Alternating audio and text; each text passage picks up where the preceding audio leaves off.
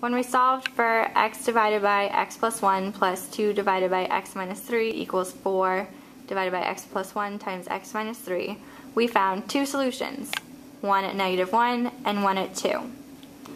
With these problems, you may have extraneous solutions, which means we also need to check them. We can do this by putting in the answer we got for x. So for our first one, we'll check the answer of -1. So that means when we replace it with x in our original function, we have -1 over -1 plus 1 plus 2 over -1 minus 3 equals 4 over, in parentheses, -1 plus 1 times, in parentheses, -1 minus 3. Now we need to simplify this. On our first part of our equation, we have -1 over -1 plus 1 equals 0. So we have -1 over 0 plus 2 over -1 minus 3, which is equal to -4,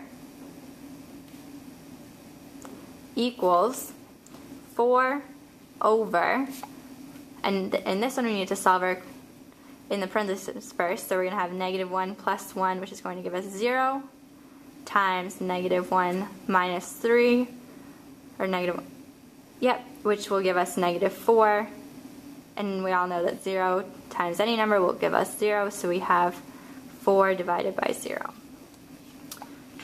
Because we cannot have division by 0, -1 is not a solution because we cannot find the answer. Now we're going to check x equals 2.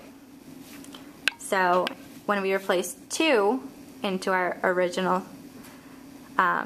equation, we're going to get 2 divided by 2 plus 1 plus 2 divided by 2 minus 3